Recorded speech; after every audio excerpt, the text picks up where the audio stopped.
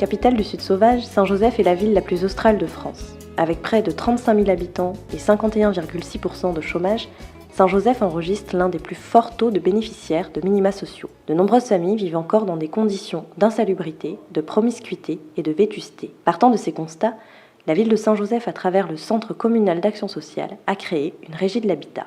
On est dans un milieu rural et on doit s'adapter justement à notre territoire. Et s'adapter, c'est donner la chance aux gens de vieillir le plus longtemps possible chez eux. Et c'est ce que l'on a fait justement par cette politique d'amélioration de l'habitat. Sur l'année dernière seulement, 516 familles ont eu une amélioration d'habitat. Plus de 200 ont eu justement une grosse amélioration et 300 ont eu des micro-travaux, des menus travaux. Donc c'est dire le champ important que l'on a touché. Corinne Gazard, directrice du Centre communal d'action sociale, nous présente la régie de l'habitat. La personne qui habite Saint-Joseph doit constituer un dossier d'aide facultative. Donc son dossier est traité et reçu. Donc nous avons un certain nombre de pièces administratives que nous demandons. On instruit le dossier, ça passe en commission. Et si la personne est éligible, effectivement, elle a droit à cette prestation d'aide facultative qui est la régie habitat. Nous avons des partenaires institutionnels qui sont la Caisse d'allocation familiale, des partenaires qui sont l'Abbé Pierre, enfin la Fondation Abbé Pierre, le Conseil général, qui eux sont des partenaires financiers.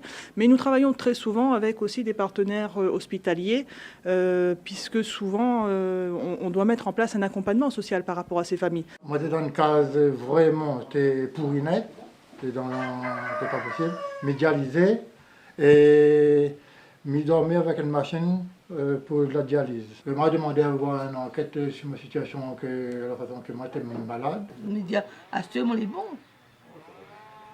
Nous avons besoin d'un chemin. Donc la simplifier à Zot, Au moins, je sais pas moi.